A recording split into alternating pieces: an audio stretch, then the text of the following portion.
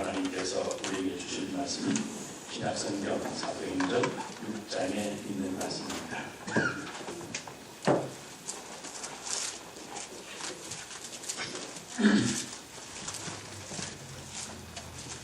사도행전 6장, 제 성경으로는 신약성경 195페이지에 있는 말씀입니다. 신약성경 195페이지 사도행전 6장입니다.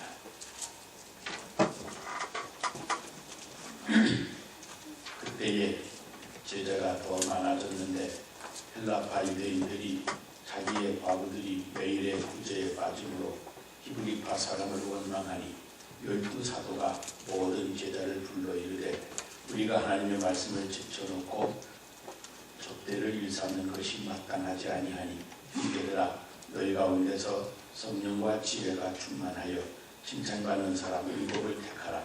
우리가 이 일을 그들에게 맡기고 우리는 오로지 기도하는 일과 말씀 사역에 힘쓰리라 하니 온 우리가 이 말을 기뻐하여 믿음과 성령이 충만한 사람 스데반과 또 빌립과 프로고로와 니가노로와 디몬과 아메나와 유대교에 교했던 안디옥 사람 니골라를 택하여 사도들 앞에 세운 사도들이 기도하고 그들에게 안수하니라.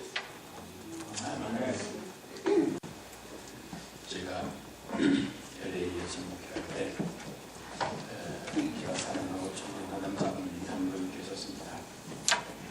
주일이는 일찍 교회 나오셔서 그런 시간까지 교회를 부모로 충성했던 장로님이셨습니다. 그런데 어느 주일 연락도 없이 교회에 안 나오셨습니다.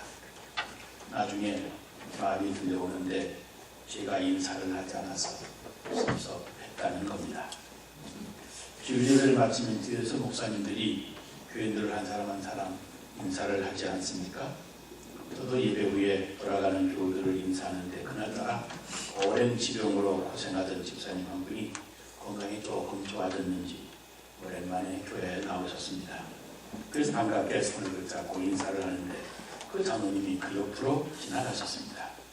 그래서 장로님도 이분이 병으로 고생하다가 오랜만에 나온 교인인 것을 잘 아셨는데 친교실에 가서 인사하지 하고는 나중에 친교실에 가서 장로님을 찾아보았는데 장로님이 안 보였습니다. 그래서 알고 보니까 그 부인 권사님과 함께 식사도 안 하시고 집에 돌아가신 겁니다.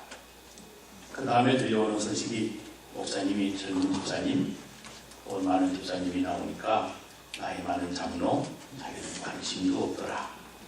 사랑이 없는 목사였구나 하는 불평이었습니다.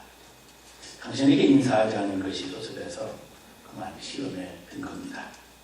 그렇게 믿음 좋고 교우들에게도 신망을 받던 분이신데 말입니다. 얼마 동안 그 장로님 오해를 풀어드리는데 제가 고생을 좀 했습니다. C.A. 크레머라고 하는 역사신학자가 있습니다. 그분이 이런 말을 했습니다. 인류의 역사를 들여다보면 현실을 극복하지 못하는 종교는 역사를 지배한 적이 없다. 그랬습니다.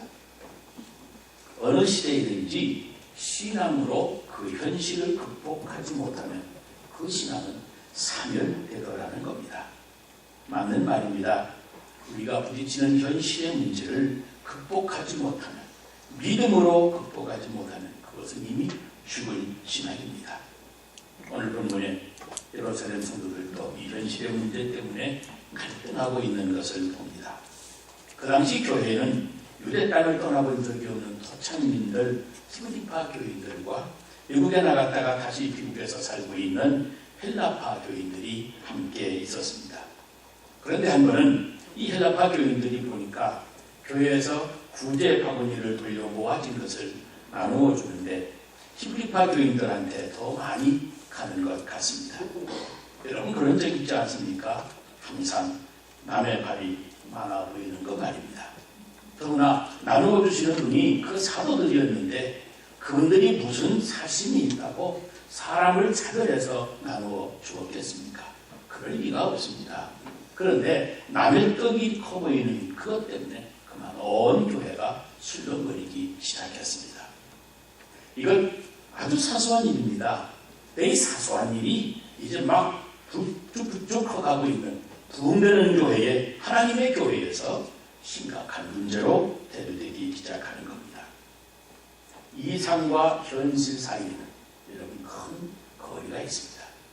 만일 우리의 믿음을 하나의 이상으로 분류한다면 이 사소한 일들 때문에 겪는 아픔을 우리는 현실이라고 볼 수 있습니다. 그런데 많은 경우에 이 믿음의 감격과 믿음의 힘과 에너지가 충만할 때에도 아주 사소한 일이 그 사소한 일이 더 크고 더 심각한 문제로 대두될 때가 있습니다.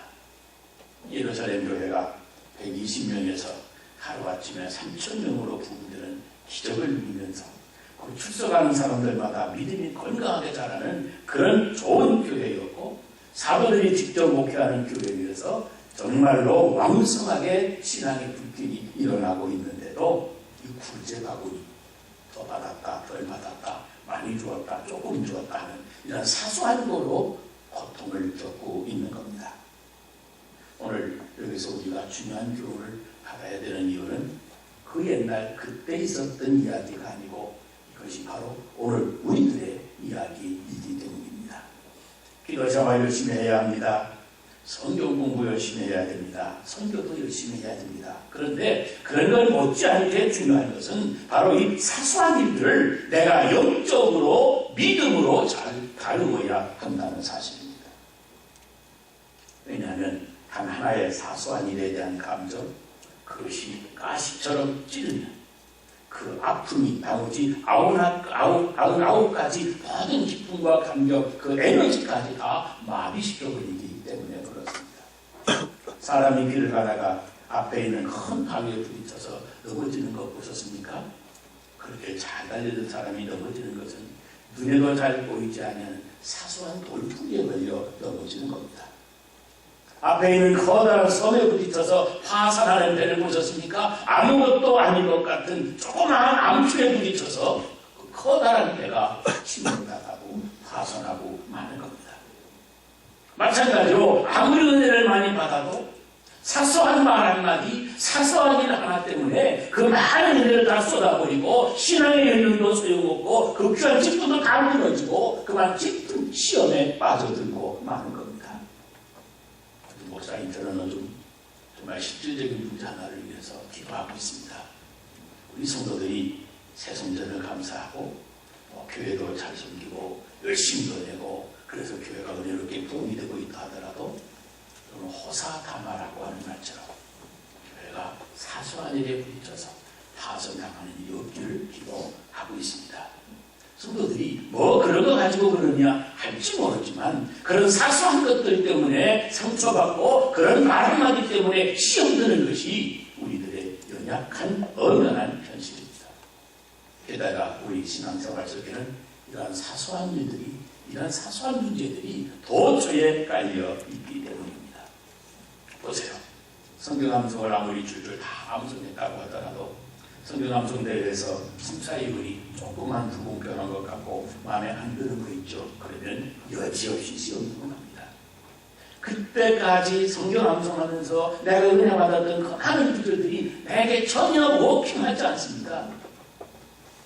이런 것이 7번이라도 용서해 주어라. 머리로 암송했습니다. 그런데 그게 통하지 않습니다. 모든 사람에게 너의 관용을 들려주어라. 그것도 워킹아웃 하지 않습니다. 여러분, 예배 시간에 아무리 은혜 받고 기쁨이 충만했다가도 은혜를 마치고 가다가 기분 나쁜 말 한마디만 들어보세요. 아무리 은혜를 받아서도 그 은혜 받은 것은 어디 갔는지 차 타고 시동 걸면서 두고 보자 그러구나. 이게 우리들의 모습 아니겠습니까?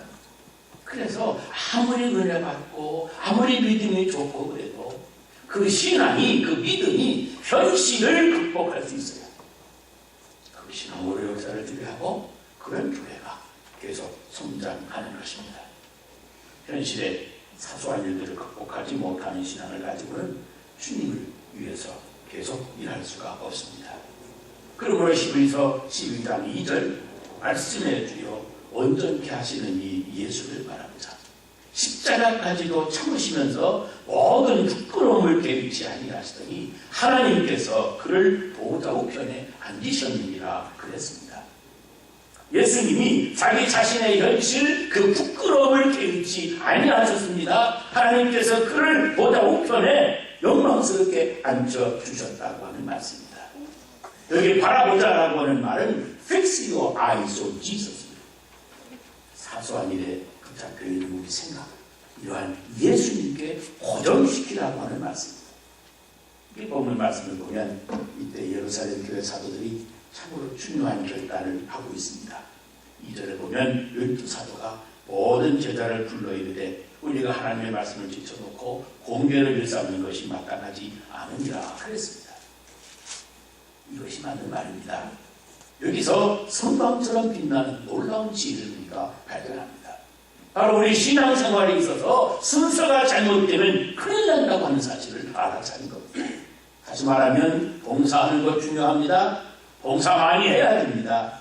그러나 그 봉사보다도 더 중요한 것은 내가 하나님의 말씀에 집중하는 겁니다. 하나님의 말씀을 받는 시간인데 그 무엇 때문이라도 해도 그 말씀을 놓치고 마는 것은 신앙생활에 있어서 대단히 억울한 일입니다. 우리 교회학교 선생님들, 교회학교 학생들을 가르치는 교사들을 위해서 직장이나 또는 사업으로 11시 청소하지 못하는 분들을 위해서 우리가 아침 8시 30분에 일부 예배를 드리고 있습니다. 여러분, 교회에서 회의도 중요하지만 봉사하는 것 중요하지만 여러분 그 어떤 것보다 교회 생활에 예배가 가장 중요합니다. 내가 예배를 통해서 내려받지 아니하고 해외에 들어가니까 사소한 일에 내 생각이 붙잡히게 되고 사소한 일들이 자꾸 내 눈에 보이고 사소한 일들이 자꾸 내 귀에 거슬러지는 겁니다. 예배드리고 기도하고 성경 공부할 때는 잘 안 보이던 사람이 회의한다고 할 때에는 사람들이 자꾸 모여듭니다. 사소한 일에 상처받고 시험 드는 일이 많게 될 것입니다. 교회 생활에서 예배의 우선순위를 두어야 영적인 할머니 열립니다. 영적인 추가 열립니다. 사소한 것에 걸려넘지 않게 되는 겁니다. 이 구제바구니 사건, 이 사소한 일을 바로 이런 것들을 이 사도들이 꿰뚫어 볼 겁니다. 그래서 3절 말씀을 보면 사도들이 이렇게 제안을 합니다. 형제들아, 너희 가운데서 성령과 지혜가 충만하여 칭찬 듣는 사람 7을 택해라. 우리가 이 일을 저희에게 맡기고 그랬습니다.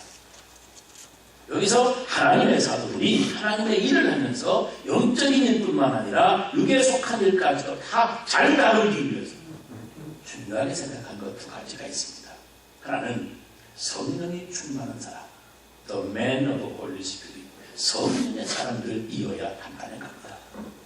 사소한 일에 거의 넘어지는 그 어떤 사람들인데도 그러나 성령이 채워주고 나면 하나님의 사람다우게 사소한 일에는 거의 넘어지지 않고 계속해서 주의 일을 할 수 있다고 하는 겁니다. 성도다운 삶을 살기 위해서 우리는 많이 배우고 많이 훈련도 받아야 되겠지만 성도의 경건한 생활은 내가 성령의 충만함을 받지 아니하면 결코 안 된다는 사실입니다. 베드로를 비롯해서 예수님의 제자들을 보세요. 그 개인적인 능력이나 실력, 그들의 용기를 보면 도저히 지금 우리가 존경하는 그런 제자들이 될 수 없었던 사람들이었습니다. 아니 어떤 면에서는 오늘날 우리보다도 훨씬 더 모자란 사람들이었습니다. 그런데 어디서 그런 용기와 능력이 나왔습니까? 바로 그들에게 충만하게 부어진 성령의 역사였습니다. 오늘 본문 앞에 5장 40절 이하를 보면 그들이 사도들을 불러서 채찍질하여 예수의 이름으로 말하는 것을 금하고 풀어주니까 사도들은 예수의 이름을 위하여 자기들이 능력받는 일에 합당한 자로 여기심을 기뻐하면서 고뇌를 떠나 가니라 그랬습니다. 그 다음 41절 말씀을 보면 저희가 날마다 성전에 있든지 집에 있든지 예수는 그리스도라 전도하기를 쉬지 아니하니라 그랬습니다. 생각해보세요. 아니 실컷 내맞고 협박까지 받고 나온 이 형편없는 사람들 밖에 나와가지고서는 오히려 성전에 있든지 집에 있든지 예수는 우리들의 그리스도라고 전도하는 일을 쉬지를 아니했다는 겁니다. 어디서 그런 에너지와 용기가 나왔겠습니까? 바로 성령이 그들을 붙잡아 주십니다. 세상에 감당할 수 없는 능력을 그들이 발휘한 것입니다. 여러분, 우리도 툭하면 사소한 일에도 넘어지고 마는 존재들입니다. 그러나 성령 충만을 사모하고 성령으로 채워지면 더 이상 사소한 일에 내 마음 빼앗기지 아니하고 하나님의 영광과 권위 더 왕성하게 주님을 섬길 수가 있을 것입니다.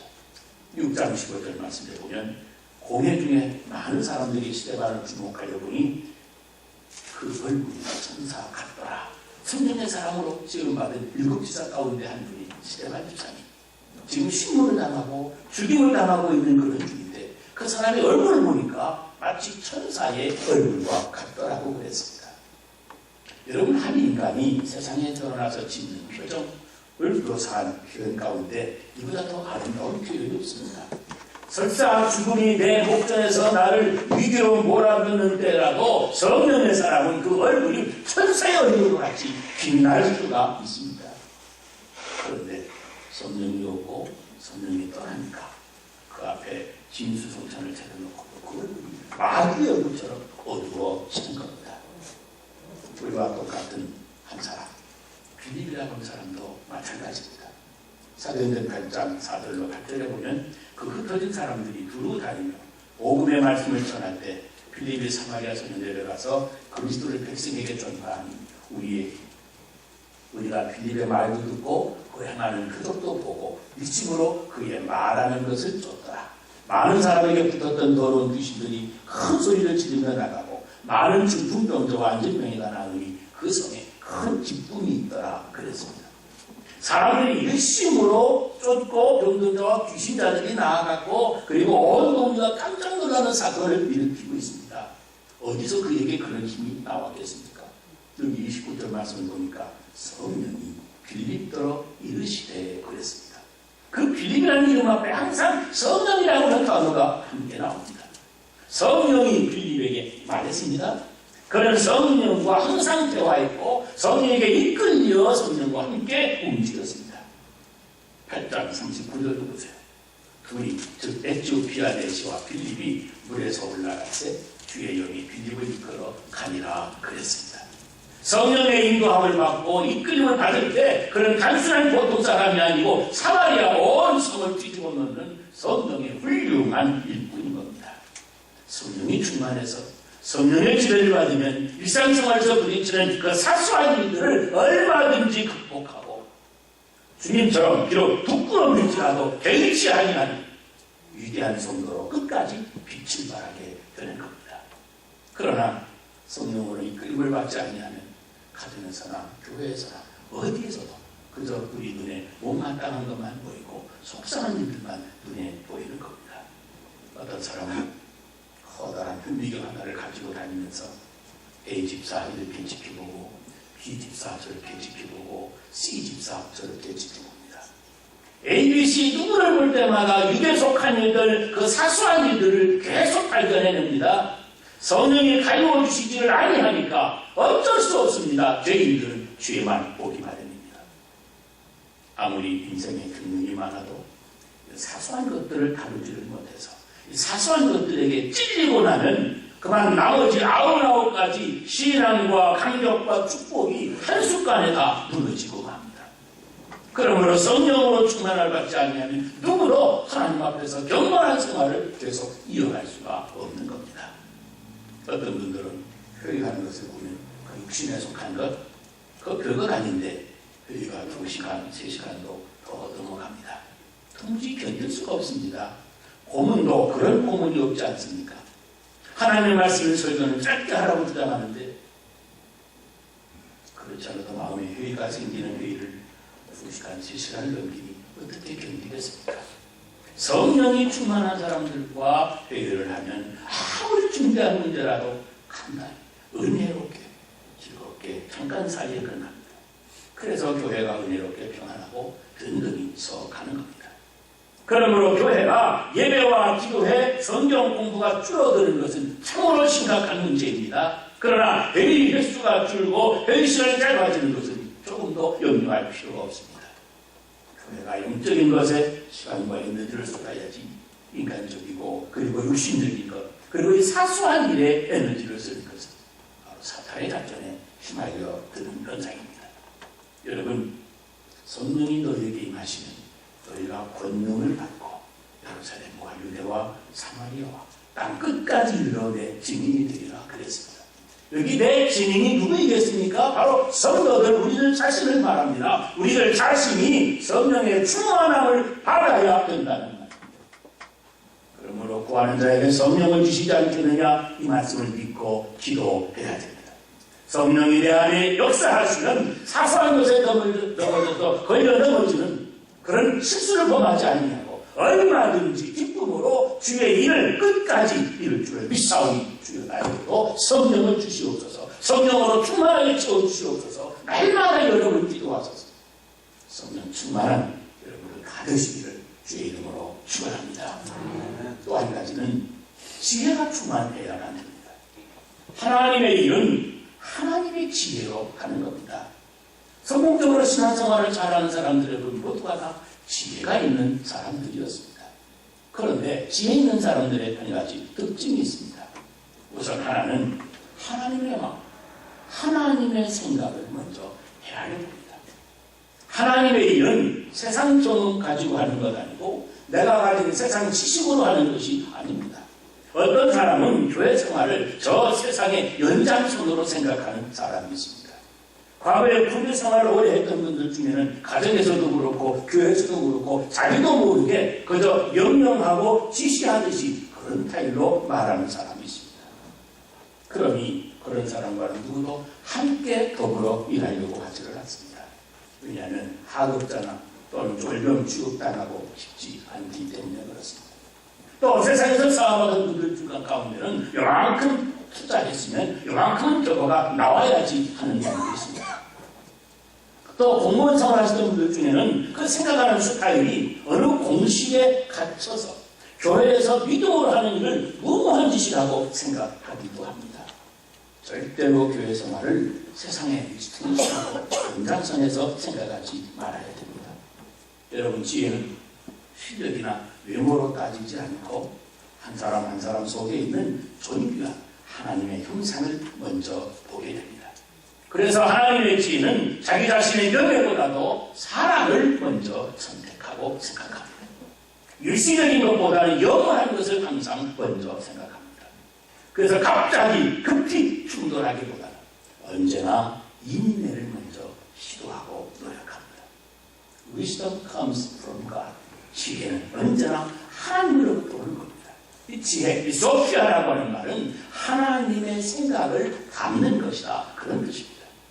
우선 지혜로운 사람은 말에도 실수가 적고 무슨 말을 하더라도 하나님의 생각을 헤아리면서 말을 합니다. 말하자면 하나님의 입장에서 말하는 겁니다. 그러니까 그 말에 실수가 없습니다.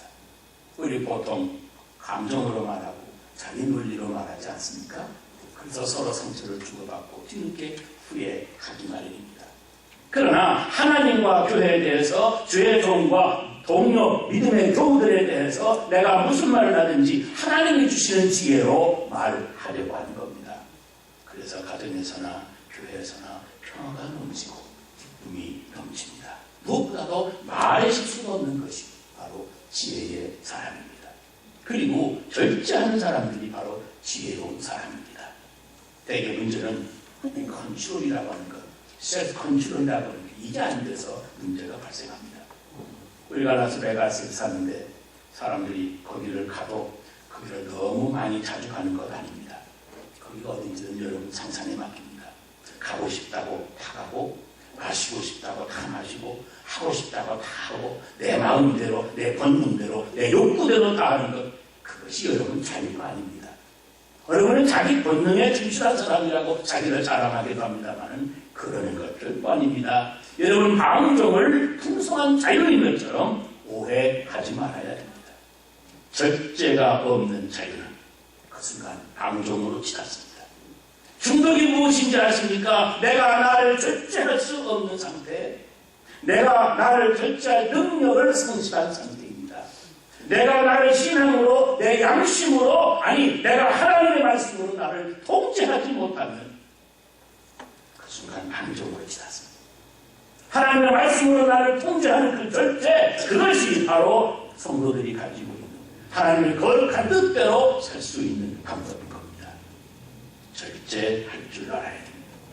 저도 목사이기 때문에 매주일 설교를 합니다만은 이 설교에 대한 우리 성도들의 반응을 들어보면 한 가지 공통점이 있습니다. 그 공통점이 뭔지 아십니까? 설교가 짧으면 잘못했어도 의미 없다는 말을 절대 안 합니다. 그러니까 설교가 길면 아무리 잘해도 은혜 받았다는 말도 절대 하지 않습니다. 그러니 그 설교도 목사에게는 얼마나 절제가 필요한지 모르는 일입니다. 우리 한국교회는 대중 앞에서 하는 이 대표 기도보다 은밀하게 하는 골방의 기도를 더 강조합니다. 어느 교회 장로님은 주일 대예배 때 대표 기도를 지키면 여지없이 무려 15분을 넘긴답니다. 그러니 뒤에 이어진 목사님 설교를 어떻게 할 수가 있겠습니까? 항상 절제가 있는 곳에 하나님의 역사하시고 하나님의 성령이 역사하고 모든 것이 하나님의 은혜로 덮어지게 되는 겁니다. 절제할 줄 아는 사람이 넘어지는 일을 면하게 될 것입니다. 한 가지 더 있는데 바로 하나님을 기쁘게 하려 사람을 기쁘게 하려 하는 여기에서 선택이 분명한 사람입니다. 갈라디아서의 말씀처럼 하나님을 기쁘게 하려 사람을 기쁘게 하려 하는 이 선택의 기로에서 하나님이 기뻐하시는 일을 기쁨으로 선택하는 사람입니다. 하나님을 기쁘게 하는 일을 위해서 심지어 나에게 유익이 되는 일이라도 과감히 포기하고 버릴 수 있는 사람, 그 사람이 실수가 없는 사람입니다. 언제나 하나님이 먼저라고 하나님이 우선이라고는 여기에서 나타나는 지혜가 하나님이 주시는 지혜입니다. 이런 삶을 사는 사람들, 성령과 지혜가 충만한 사람들, 그들이 결국 칭찬을 받더라고 하는 사실. 예루살렘 교회가 그런 성령과 지혜가 충만한 사람들 때문에 사도들은 말씀과 기도에 전념했고 온 교회가 축복을 받는 교회가 되었습니다. 우리 한국교회도 바로 성령과 지혜가 충만한 교회, 성령과 지혜가 충만한 성도들 위해서 하나님의 축복을 계속 받는 여러분들이 다 되시기를 주의 이름으로 축원합니다. 기도하겠습니다.